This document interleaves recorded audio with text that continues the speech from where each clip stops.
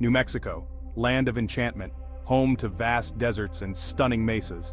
But hidden within this landscape lies a place shrouded in history and controversy. A place where the world changed forever. This is the Trinity Site, the birthplace of the atomic age. Twice a year, the gates to this restricted area swing open. Thousands flock to witness the remnants of a power unleashed. The ground, scarred and glassy, whispers tales of unimaginable energy. A stark monument stands tall, a silent sentinel marking ground zero. Visitors feel a mix of awe and unease. They are drawn to the sheer magnitude of what happened here, yet they grapple with the implications of that fateful day.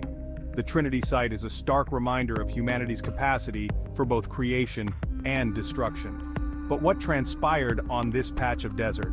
What led brilliant minds to unleash such a force? And what can we learn from this pivotal moment in human history? The year was 1945. World War II raged, casting a long shadow across the globe. The Allied forces were locked in a deadly struggle against the Axis powers.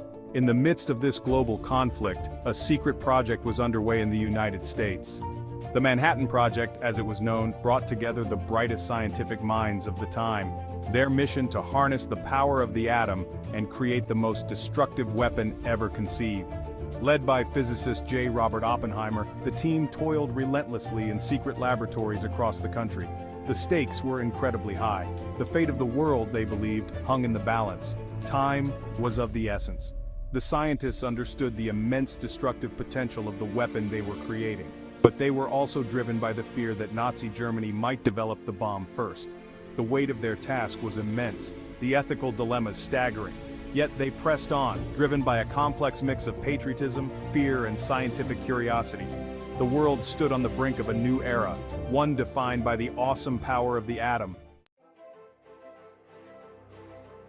To maintain absolute secrecy, a remote location was chosen for the test, a desolate stretch of desert in New Mexico. Here, a secret city sprang up from the dust. Los Alamos became the nerve center of the Manhattan Project. Scientists, engineers, and their families relocated to this isolated outpost, their lives shrouded in secrecy. The very existence of the project was a closely guarded secret. The men and women working on the bomb were sworn to secrecy. They lived double lives, their true work unknown even to loved ones. The pressure was immense, the burden of their knowledge heavy. Finally, after years of research and development, the day of the test arrived, July 16, 1945. Code-named Trinity, the test was scheduled for the pre-dawn hours. An eerie silence settled over the desert as the countdown began. The world held its breath, unaware of the momentous event about to unfold. Meanwhile, hundreds of miles away, an unexpected consequence of the Trinity test was about to come to light. Kodak, the renowned photography company, noticed something strange. Their highly sensitive X-ray films were becoming fogged. The company launched an investigation suspecting a faulty batch of materials. However, their findings pointed to a more baffling explanation. The fogging was caused by radioactive contamination. But where was this contamination coming from? Kodak scientists traced the source back to the cardboard packaging used for their film. Further investigation revealed that the contamination originated from straw used in the cardboard manufacturing. This straw, it turned out, had been harvested from fields in the American Midwest, thousands of miles from Kodak's facilities. The implications were staggering. The Trinity test had released radioactive fallout far beyond the confines of the test site. The invisible debris from the explosion had traveled across the country, silently infiltrating everyday materials. The discovery of radioactive contamination in Kodak's film was a wake-up call. It highlighted the insidious nature of nuclear fallout. Unlike the immediate devastation of the blast, fallout posed a silent, invisible threat. Carried by wind and water, radioactive particles could travel vast distances, contaminating soil, water, and the food chain. Exposure to high levels of radiation could lead to a range of health problems including cancer, birth defects, and genetic mutations. The implications were particularly alarming for those living near nuclear test sites. Downwinders, as they came to be known, often bore the brunt of fallout exposure. Their stories, often marked by suffering and loss, serve as a stark reminder of the human cost of nuclear testing. The realization that nuclear weapons could have such far-reaching and long-lasting consequences sent shockwaves through the scientific community and beyond. The Trinity test cast a long shadow, not just over the New Mexico desert but over the entire world. It marked the beginning of the atomic age, an era defined by both the promise and peril of nuclear technology. The world now possessed a weapon of unimaginable destructive power, a weapon capable of annihilating entire cities in an instant. The geopolitical landscape shifted dramatically. The balance of power was forever altered. The nuclear genie was out of the bottle, and there was no turning back. In the years that followed, the United States and the Soviet Union engaged in a nuclear arms race, each striving to outdo the other in terms of nuclear arsenal and technological prowess. The world watched with bated breath, living under the constant threat of nuclear annihilation. The Cold War, as it came to be known, was a period of intense paranoia and mistrust. The threat of nuclear war loomed large, casting a dark shadow over the globe. In the aftermath of the Trinity test, a veil of secrecy descended upon the event. The full extent of the test's impact, particularly the long-term health and environmental consequences, was downplayed or concealed. Many of the scientists who had worked on the Manhattan Project were torn. They understood the gravity of what they had created, but they were also bound by oaths of secrecy. Some spoke out against the nuclear arms race, advocating for international control and disarmament. Others remained silent, haunted by the knowledge of what they had unleashed. For decades, the stories of downwinders and those affected by nuclear testing were silenced or ignored. Governments and military officials often denied responsibility, claiming that the levels of radiation exposure were too low to pose a significant health risk.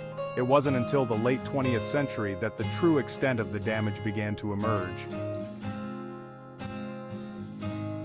The development and testing of nuclear weapons raised profound ethical questions about the price of progress. Was the pursuit of such destructive power, even in the context of a world war, ultimately justifiable? What are the long-term costs of scientific advancements that come at the expense of human life and the environment? These are questions that continue to haunt us today. The legacy of Trinity is a complex one. It is a story of scientific ingenuity, but also of human fallibility. It is a reminder that even the most well-intentioned endeavors can have unintended and devastating consequences. As we grapple with the ongoing challenges of nuclear proliferation and the threat of nuclear terrorism, the lessons of Trinity are more relevant than ever. We must learn from the mistakes of the past and work towards a future free from the threat of nuclear war. The Trinity test was a watershed moment in human history.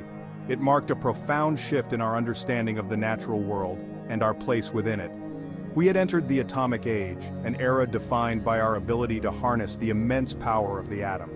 But with this power came a heavy responsibility. The development of nuclear weapons forced us to confront the very real possibility of our own extinction. It made clear the fragility of our planet and the interconnectedness of all life on Earth.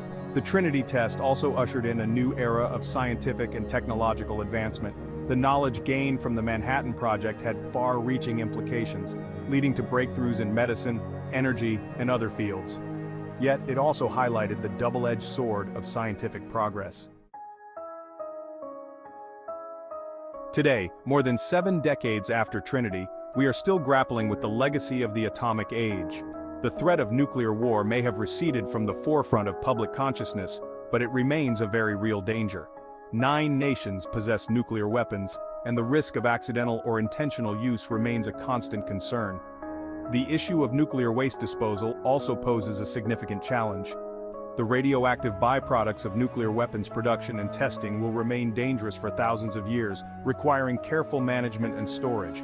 We have a moral obligation to future generations to find safe and sustainable solutions to this problem. The lessons of Trinity are a stark reminder of the importance of international cooperation and diplomacy in the face of existential threats. We must work together to prevent the proliferation of nuclear weapons, reduce existing stockpiles, and ultimately achieve a world free from the threat of nuclear war. The Trinity site stands as a silent sentinel, a stark reminder of the day humanity unleashed the power of the atom. It is a place of pilgrimage for some, a source of profound unease for others, but for all who visit it is a call to action. We must never forget the lessons of Trinity. We must work tirelessly to ensure that such a tragedy never happens again. The future of our planet, and indeed the future of humanity, depends on it. Let us honor the memory of those affected by nuclear testing by dedicating ourselves to the pursuit of peace, disarmament, and a world free from the threat of nuclear war. The choice is ours. We can choose to continue down a path of fear and mistrust, or we can choose a different future, one where cooperation and diplomacy prevail. The fate of humanity hangs in the balance. Let us choose wisely.